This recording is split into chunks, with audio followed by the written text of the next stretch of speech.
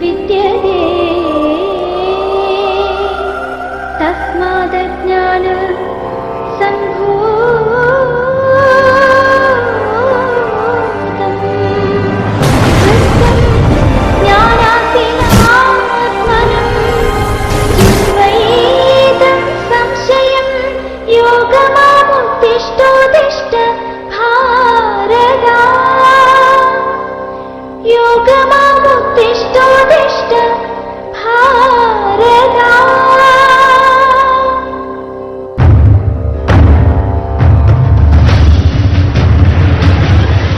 The sacrifice consumed by suffering.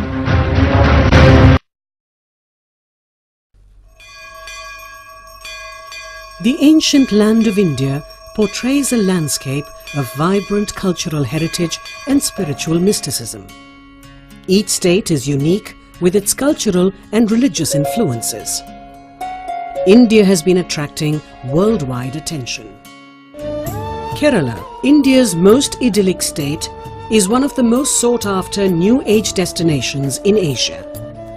Acclaimed as one of the 10 paradises of the world, Kerala, with 100% literacy, is India's most advanced and unique state, with communism and religion moving together in tandem.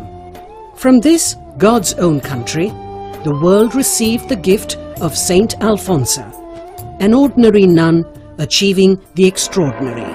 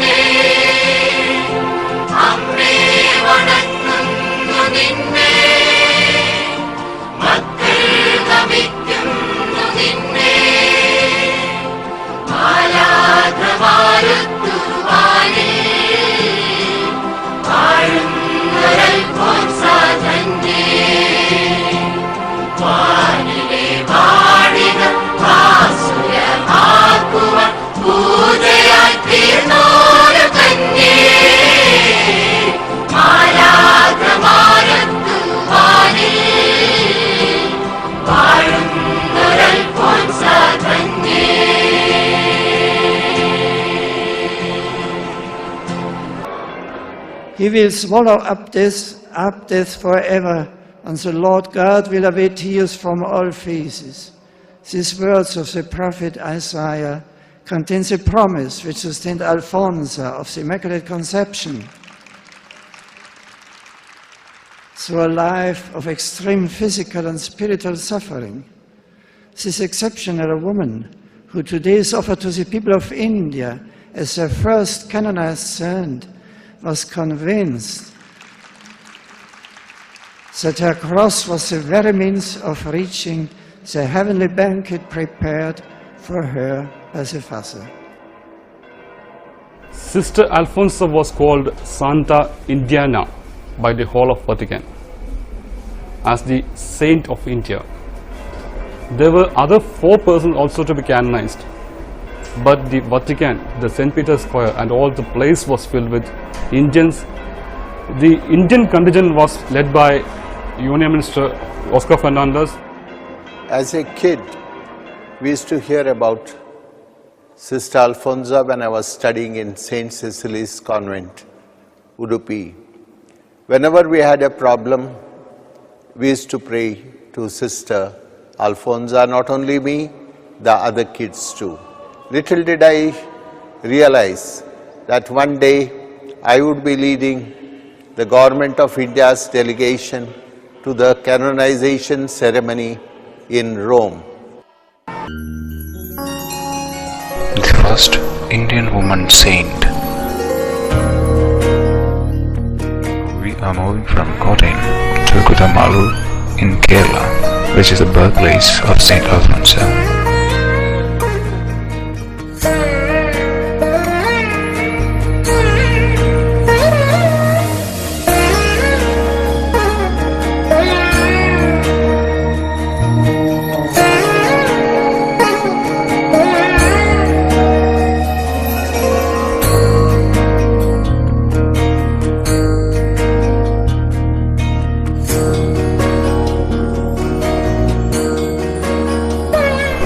This is the house where Saint Alphonsa was born. Now it is reconstructed and protected. It is called as Alphonsium.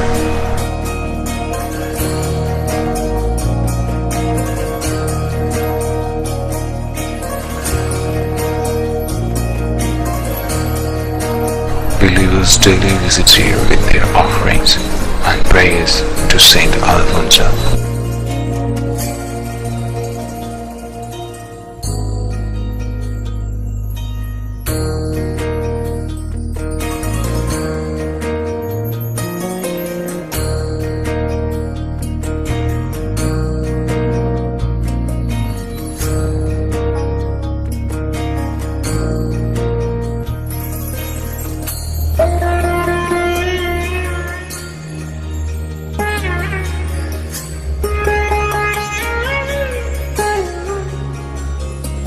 This museum says all about the history of Saint Alphonsa.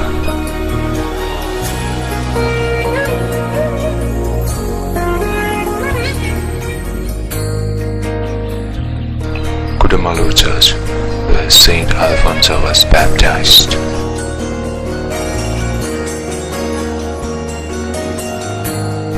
Day and night, believers flows to here.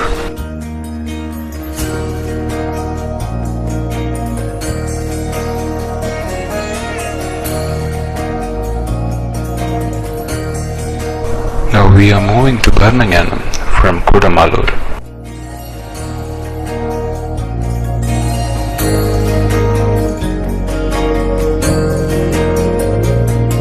Saint Alphonsa Shrine and Pilgrim Center, Bernanganam.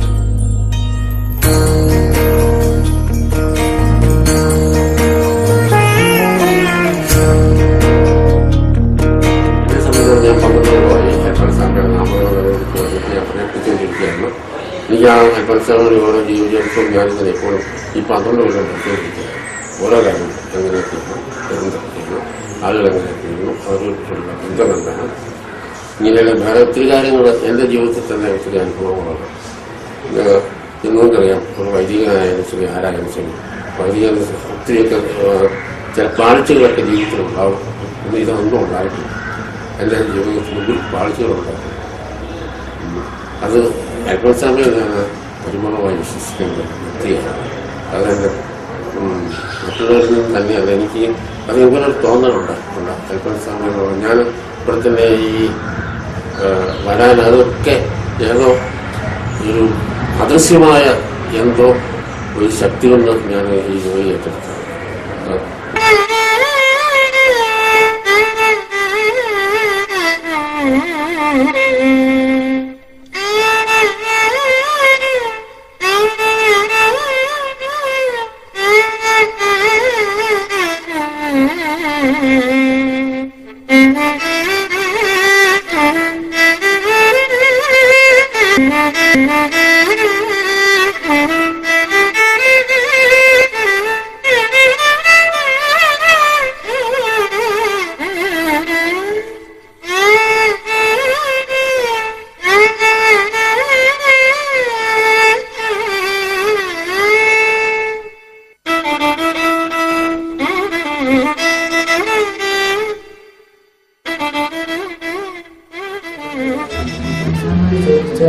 ഒരുപാട് കിട്ടാവുന്ന അവരുടെ വിശ്വാസം അങ്ങനെയാണ് ഞാൻ സംഭവിക്കുന്നത്. ഒരു വഴിയായില്ലാത്തവരൊക്കെ ഇപ്പം ഞങ്ങൾ പ്രാർത്ഥിച്ച് ഇപ്പോൾ നടക്കുന്നുണ്ട്. കുടുംബത്തിൽ സമാധാനമില്ലാതെ ഏത് കാര്യങ്ങളും നടക്കുന്നില്ല. ഇപ്പോൾ സാധാരണ വൈദ്യുതി കൊണ്ടുതന്നെയാണ് നമ്മുടെ വിശ്വാസം. ധാരാളം ആൾക്കാർക്ക് വന്ന് കാത്തിരുന്നു. ഇന്ത്യക്കാർക്ക് കാത്തിരുന്നത് എല്ലാവരും മസൂരിൽ പോയതിനും സമയം കാത്തിരുന്നത് വികസനകാരികളെ ആളുകൾ വളരെ കൂടുതലായിട്ട് വരുന്നുണ്ട്. അത് വരുന്നതൊക്കെ ഒരിക്കലും അനുഭവം ചെയ്തിട്ടില്ലായിരുന്നു.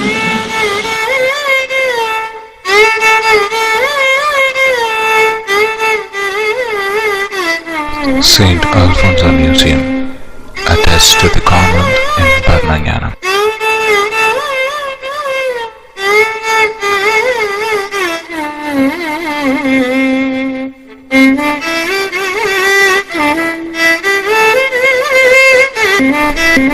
Things used by Saint Alphonsa and photos revealing her history is displayed here.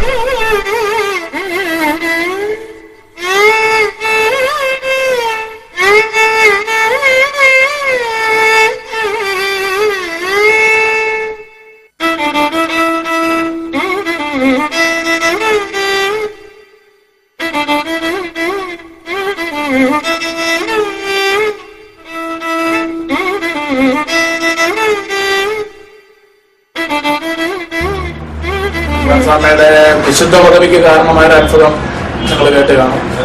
Mannarappara ഇടവക, പാലാരിപുഴയിലെ മണ്ണാറപ്പാറ ഇടവകമായ ജനിൽ എന്ന് പറയുന്ന ഒരു കുട്ടിയുടെ കാൽപാദങ്ങൾ ജന്മനാ തന്നെ തിരിഞ്ഞിരുന്നതാണ്.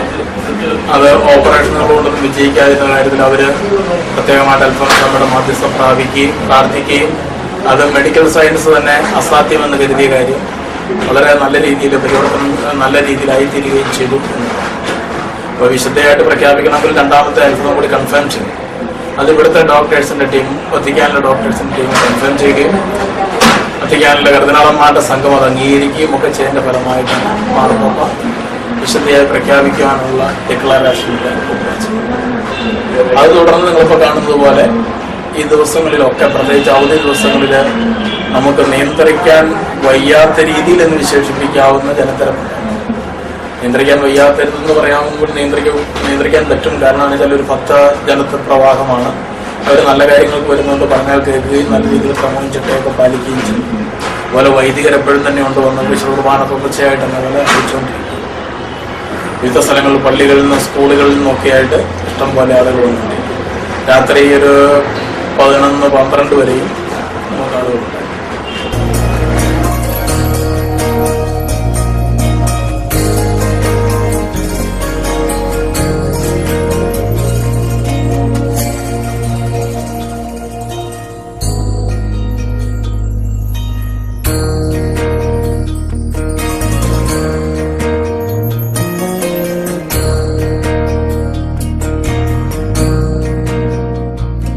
This is the tomb of Saint Alphonsa, where most of the miracles happen.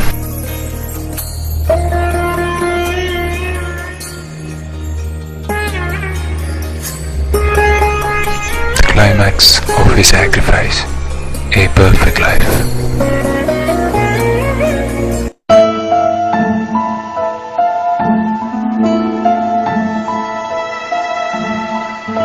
Sudha has brought her 25-year-old handicapped son to pray at the tomb of Sister Alphonsa. She wants the sister's spirit to heal her son, struck by fever at the age of 14 that left him helpless. I took him to a number of hospitals, but nothing much has changed. Alphonsa Amma will surely cure him. It's the faith of lakhs like Sudha who visit St. Mary's Church and the tomb of Sister Alphonsa at Bharninganam in Kottayam that has brought her on the verge of becoming the first Indian Catholic saint. I think all of us will have our faith strengthened more and more in the church after this. The church in Kerala feels that bestowing sainthood to a nun like her is perhaps the best answer to the sufferings of missionaries in troubled areas of Odisha and Karnataka. Paranganganam, a sleepy backwater village consisting of mainly a kilometre-long single street dominated by the towering St. Mary's Foreign Church, shot into fame in the wake of the cult of Saint Alphonsa in the 1950s. Saint Alphonsa, a Clarist nun, was beatified on the 8th of February 1986 by His Holiness the Pope at Kottayam, India. She was canonized in Rome on the 12th of October 2008, within 62 years of her death. It's a matter of pride for our whole nation, whether we are Christians or Hindus or Buddhists or Muslims. Our nation is proud of the fact, especially our nation, which has a highly religious and moral culture and certain religious and moral leadership of the world, that one of her citizens has been raised to the honors of the Catholic altar all over the world.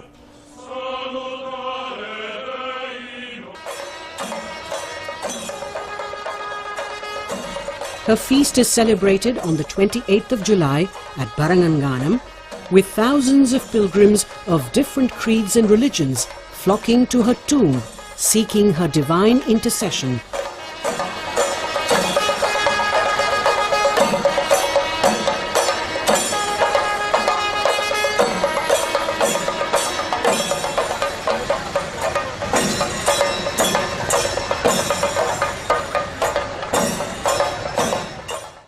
Unknown, unsung, unhonored, she spent a major part of her eventless life on a sickbed in the solitude of a rural convent. One might wonder what heroism is there in such a life, which is eventless, obscure, and devoid of any creditable achievements. God testified to her valuable life of prayer and penance by working miracles after miracles, two of which were certified as miracles, or at least as cannot be explained by modern science, by an international team of doctors. The story of Jinil is very unique. I can never forget him. I call him the miracle boy. He was brought to me as a 1-month-old child about 11 years ago with a secondary clubfoot, which is very difficult to treat. We tried to correct it by manipulation and serial casting as in done any other case, but it failed. About 2 years later, the child was brought to me. That time he was walking all right without the deformity. When I interrogated, the parents told me a story of a great miracle. ഞങ്ങളുടെ രണ്ടാമത്തെ കുട്ടി Jinil 1998 May 5-ന് Ettumanoor സ്വകാര്യ ആശുപത്രിയിലായിരുന്നു ജനിച്ചത്. ജനിച്ചപ്പോൾ തന്നെ 2 കാൽപാദങ്ങൾ അകത്തേക്ക് വളഞ്ഞ അവസ്ഥയിലായിരുന്നു. പിറ്റേ ദിവസം തന്നെ കോട്ടയം മെഡിക്കൽ കോളേജ് ആശുപത്രിയിലേക്ക് തുടർ ചികിത്സയ്ക്കായി ഡോക്ടർ റെഫർ ചെയ്തതനുസരിച്ച് 2 കാലിനും പ്ലാസ്റ്റർ ഇട്ടു. അര മുതൽ വിരൽ വരെയുള്ള ഭാഗം വരെ പ്ലാസ്റ്റർ ഇട്ടു.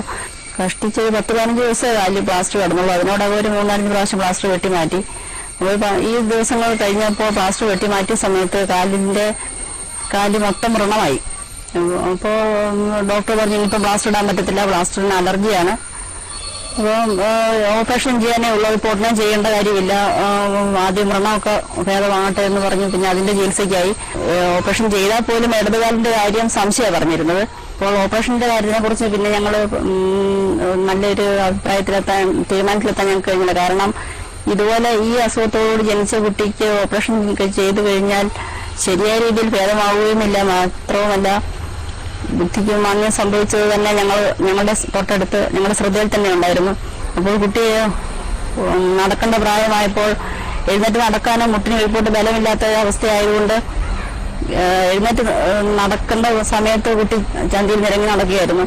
ഫാദർ ജോസ് വള്ളോമ്പുരയുടെ അച്ഛൻ ഇങ്ങനെ വരികയും കുട്ടിക്ക് വേണ്ടി പ്രാർത്ഥിക്കുകയും ഒക്കെ ചെയ്തു. അപ്പോൾ ഇങ്ങനെ കൊച്ചിന്റെ അവസ്ഥ കണ്ടത് അച്ഛൻ പറഞ്ഞു, അപ്പോൾ നിങ്ങൾ ഭരണങ്ങാനത്ത് അൽഫോൻസാമ്മ എടുത്ത് കൊച്ചിനെ കൊണ്ടുവന്ന് പ്രാർത്ഥിക്കുക. അൽഫോൻസാമ്മയ്ക്ക് കാല് വൈകല്യമുള്ളവരോട് പ്രത്യേക താല്പര്യമുണ്ട്, അതുകൊണ്ട് നിങ്ങൾ പോകാൻ പറഞ്ഞതനുസരിച്ച് ഞങ്ങൾ അൽഫോൻസാമ്മയുടെ അടുത്ത് പോയി അൽഫോൻസാമ്മയുടെ കബറിടത്തിൽ കിടത്തി പ്രാർത്ഥിച്ചു. എങ്ങനെ പ്രാർത്ഥിച്ചു എന്ന് ഞങ്ങൾക്കറിയാൻ പാടില്ല. ഞങ്ങൾ വളരെ തീക്ഷ്ണമായിട്ട് കുട്ടിയെ സമർപ്പിച്ച് പ്രാർത്ഥിച്ച് ഒരു 2-3 മണിക്കൂർ സമയം ഞങ്ങളോട് ചെലവഴിച്ചു. തിരിച്ച് ഞങ്ങൾ കാപ്പുനിലയുള്ള എൻ്റെ വീട്ടിൽ പോയി സന്ധ്യാപ്രാർത്ഥനയുടെ സമയത്ത് ഞങ്ങളിങ്ങനെ നിലത്ത് പാ വിരിച്ചിട്ട് കുട്ടി ഞങ്ങളുടെ കൂടെ ഇരുന്ന് കളിച്ചുകൊണ്ടിരിക്കുകയായിരുന്നു. പ്രാർത്ഥന ഏറെക്കുറെ ഒരു പകുതിയൊക്കെ ആയപ്പോൾ കൊന്തയില് പകുതിയായ സമയത്ത് കൊച്ചു ചാടി ഞങ്ങളുടെ രണ്ടുപേരുടെയും തോളത്ത് പിടിച്ച് ചാടി അങ്ങ് എഴുന്നേറ്റ് ഒരു 3-4 സ്റ്റെപ്പ് അങ്ങോട്ടും ഇങ്ങോട്ടും നടന്ന്. ഇപ്പോൾ ഉണ്ടായ അവസ്ഥ സന്തോഷം കൊണ്ട് ഞങ്ങൾക്ക് എന്ത് പറയണമെന്ന് അറിയാൻ പാടില്ലായിരുന്നു. ഇത് അൽഫോൻസാമ്മ വഴി ദൈവം ഞങ്ങൾക്ക് തന്ന വലിയൊരു അനുഗ്രഹമായിട്ട് ഞങ്ങൾ അപ്പോൾ തന്നെ ഞങ്ങൾക്ക് പൂർണ്ണമായിട്ടും വിശ്വസിക്കാൻ പറ്റി. ഈ അത്ഭുതത്തിന്റെ വെളിച്ചത്തിൽ രൂപതാ കോടതി തുടർച്ചയായി 42 ദിവസം സമ്മേളിച്ച് 40 സാക്ഷികളിൽ നിന്നും 12 ഡോക്ടർമാരിൽ നിന്നും തെളിവെടുത്തു. 2006 മാർച്ച് 23-ന് 5 ഡോക്ടർമാരടങ്ങുന്ന മെഡിക്കൽ കൗൺസിലും തിയോളജിക്കൽ കൗൺസിലും ജിനലിന്റെ കാല് നിവർന്നത് അത്ഭുതമാണെന്ന് അംഗീകരിച്ചു. There is no evidence of the deformity. The foot is straight, the heel is in line with the toes, and the foot size is reasonably good. And also the muscle bulk, I am surprised to see the normal bulk of the muscle, which is remaining paralyzed the first time I saw the child. There is no scar, nothing. It has become a straight foot without any surgical procedure, without the help of medical science, without the help of doctors. Born of Joseph and Mary Muttathupadatha on the 19th of August 1910 in a family of Ayurvedic physicians, Alphonsa was a premature child, physically weak and fragile. 8 days after her birth, she was christened at St. Mary's Church at Kudamalur as Anna and affectionately called Anna Kuti.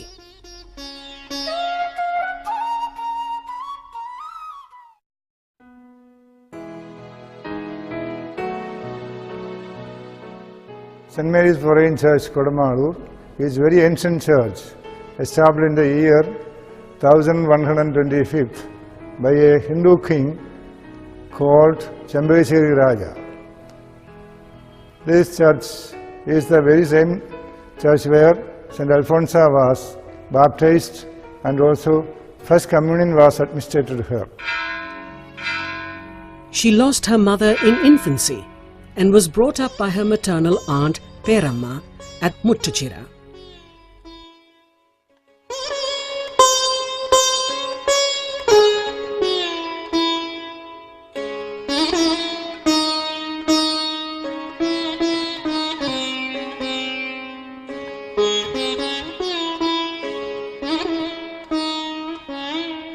അൽഫോൻസാമ്മയെ സംബന്ധിച്ച് ഇവിടെ സൂക്ഷിച്ചിരിക്കുന്ന സാധനങ്ങളെല്ലാം ഞങ്ങളുടെ പിതാവ് വളരെ സ്വകാര്യമായി സൂക്ഷിച്ചുകൊണ്ടിരിക്കുകയും അത് ഞാൻ ഇവിടെ പരിപൂർണമായി നിലനിർത്തുകയും ചെയ്തുകൊണ്ടിരിക്കുന്നു.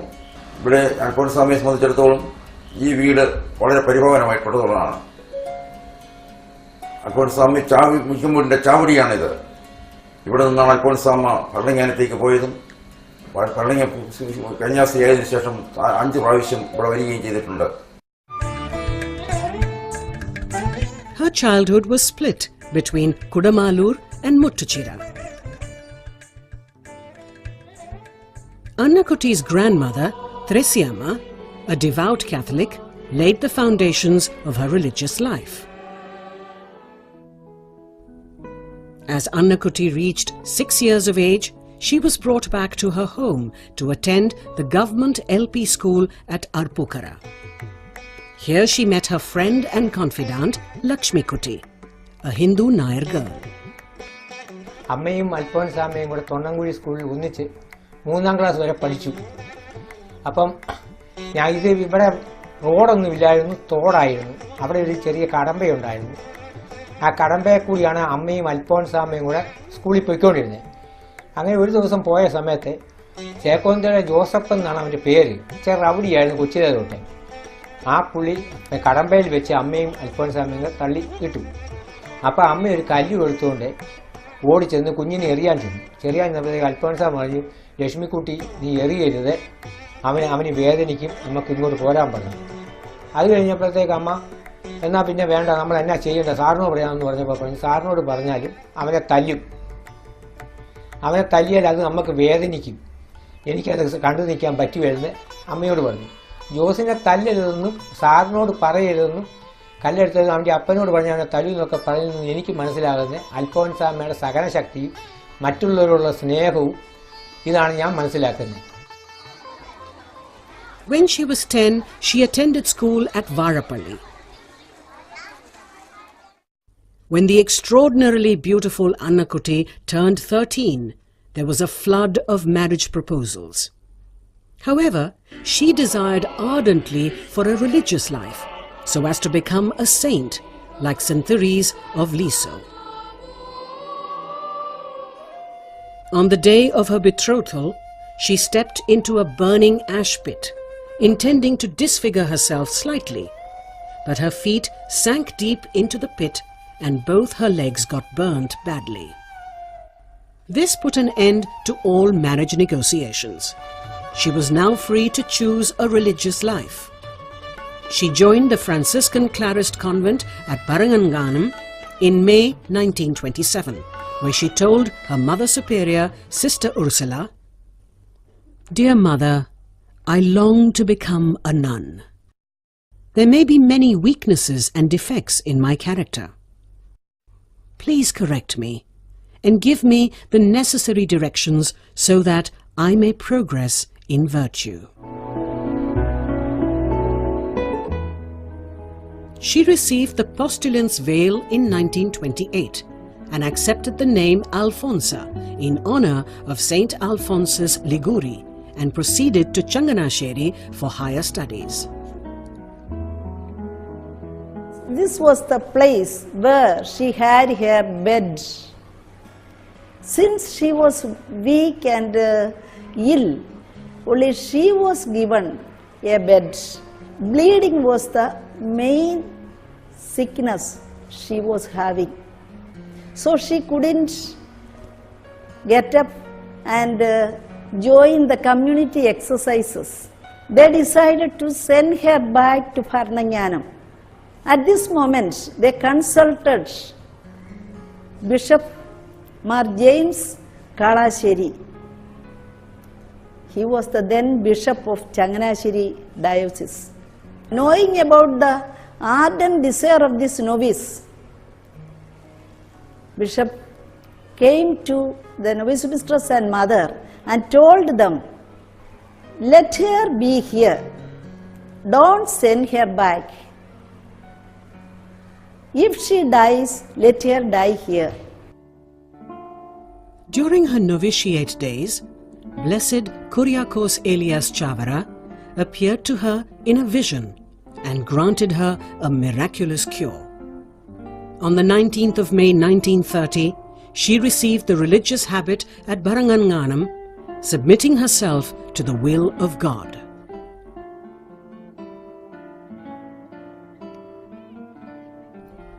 After becoming a nun, she worked as a teacher for a year at Vakkakad. Sister Alphonsa loved children and narrated stories reinforcing the importance of prayer and respect for elders and teachers. She was called the Smiling Sister by her students. എൻ്റെ primary വിദ്യാലയം നടത്തിയത് ഈ വാഗക്കാട് സ്കൂളിലാണ്. അക്കാലത്ത് തന്നെ 3ാം ക്ലാസ്സിൽ പഠിപ്പിച്ചിരുന്നത് അൽഫോൻസാമ്മയായിരുന്നു. വളരെ സൗമ്യവതിയും സ്നേഹവും കുഞ്ഞുങ്ങളോടൊക്കെ വളരെ ഇഷ്ടവും പരിപാലനയും അവരുടെ കുഞ്ഞുങ്ങളുടെ വളർച്ചയിലൊക്കെ വളരെ താല്പര്യമുള്ള ഒരു അമ്മയായിരുന്നു. The last 12 years of her life were marked by unrelieved suffering, which she bore resolutely without any complaint. The more she suffered, the closer it brought her to God. She's an example for the youth because her patience, humility, the readiness of her mind to forgive others, they are all perfect examples for today's people, because most of us think that we have only one life and why should we waste it for somebody else. And if you look back at her story and the way she lived, you will for once think that maybe there is something ahead of us, and those who seek God, there is a future for them. Not everybody sympathized with her. She met the harsh words and unsympathetic treatment of her critics with boundless patience and a smile. Well, it's a well-known fact that quite a good number of nuns did not like her for various reasons. And Sister Alphonsa had to face open hostility from several quarters. Well, they feared that she was suffering from tuberculosis, and they wanted her to be segregated from the community. And they felt that she was receiving more favors from the authorities than she should. And Sister Alphonsa faced all her critics calmly and with a smile. Actually, she was being partial to them. She showed more love towards those people who hated her than to other people. It is as if she was conquering everybody in the convent with love. For the world outside, she did not exist at all, or was at best just a sickly nun who was mostly bedridden. Her spiritual heroism remained hidden from all, except from those who were close to her. I had seen Saint Alphonsa from my very childhood itself. When I was studying in the primary school near the convent, very close to Saint Alphonsa's room, we used to see Saint Alphonsa sit on the small veranda and with some other sisters and doing some handwork, making artificial flowers, etc. In addition to being a saintly person, she was possessed of poetic sensibility, and if you read her writings, not many, you'll be convinced that she had the mind of a poet. Saint Alphonsa passed away in the order of sanctity on the 28th of July 1946 at the age of 36. One day when we came to school, that is in 29th July 1946, we saw Saint Alphonsa in the coffin in the chapel, and her face was radiating with a special divine grace. At the time of the funeral, after the prayer in the chapel, her dead body was taken by the sisters itself. Many relatives were unavailable for her funeral because buses were not available due to the monsoons. So the convent sisters themselves carried her coffin to the church. അൽഫോൻസാമ്മയിലെ അസാധാരണത്തെ ഞാൻ കണ്ടിട്ടുണ്ട്. അതുമൂലം അമ്മ ഒരു വിശുദ്ധിയാണെന്ന് എനിക്ക് തോന്നിയിട്ടുമുണ്ട്. അതുകൊണ്ട് പിന്നെ മരിച്ചപ്പം ശവഞ്ചം എടുക്കുന്നതിന് ആൾ കുറവായിരുന്നുകൊണ്ട് എനിക്കും അതൊരു ഭാഗ്യം കിട്ടി. ഞാൻ പോയി ശവഞ്ചം എടുക്കാൻ കൂടി. ആ കൂട്ടത്തിൽ എൻ്റെ ഈ കുരിശും ഇടക്കട്ടെ കിടന്ന കൊന്തയും മോതിരവും ഞാൻ തൊടിയിച്ചെടുത്തു. അപ്പോൾ എനിക്ക് തലക്കീഴിൽ പിടിച്ചോണ്ട് നിൽക്കാനുള്ള ഭാഗ്യവും കിട്ടി. Her spiritual director, Reverend Father Romulus CMI, made a very prophetic funeral speech. He told that this sister is a very extraordinary soul lived in India, and this place will become in future a pilgrim center. So many people from all over India and even all over the world, bishops, cardinals, politicians, all kinds of people will come here and kneel down at her tomb and pray to her.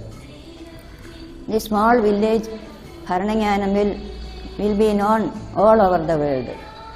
We are proud to be in Varananganam and celebrate the canonization of Sister Alphonsa into Saint Alphonsa today. The people of this great village have now become the torch-bearer of this great soul, Saint Alphonsa. After the death, there had been a flow of people seeking her blessing. This continued till today and will continue till the end of times. Soon after her death, people began to flock to her tomb, and they had stories of miraculous cures and other favors to tell. ആദ്യമായിട്ട് ഈ school കുട്ടികളാണ് ഈ അൽഫോൻസാമ്മ മരിച്ച് അധികം താമസിക്കാതെ ഒരു കൊല്ലത്തിനകമൊക്കെ ഈ കുട്ടികൾ മരിച്ച് അടക്കിയ സ്ഥലത്ത് ഈ പൂക്കളൊക്കെ കൊണ്ടിടും. പൂക്കൾ കൊണ്ടിടുമ്പോൾ ആ പൂക്കളൊന്നും കരിയാറില്ല. വളരെ ദിവസം കഴിഞ്ഞേ കരിയുള്ളൂ. പെട്ടെന്നൊന്നും കരിയുന്നു. എളുപ്പം കരിയുന്ന പൂക്കളൊക്കെ ആണെങ്കിലും അങ്ങനെ ഉടനെ ഒന്നും കരിയാറില്ലായിരുന്നു. പൂക്കൾ കരിയാതായപ്പം കുട്ടികൾ തന്നെ പറഞ്ഞു തുടങ്ങി, അൽഫോൻസാമ്മ പുണ്യവതിയാണ്, അതുകൊണ്ടാണ് ഈ പൂക്കളൊക്കെ കരിയായിരിക്കുന്നത്, അല്ലേ ഇപ്പം പണ്ട് ഇത് കരിഞ്ഞു പോകേണ്ടതായിരുന്നു. Far from considering suffering to be an evil to be avoided at all costs, Alphonsa found in them an effective means of satisfaction, underlying the message of love, hope and faith. Her heroic virtues of patience, fortitude and perseverance in the midst of deep suffering remind us that God always provides the strength we need to overcome every trial.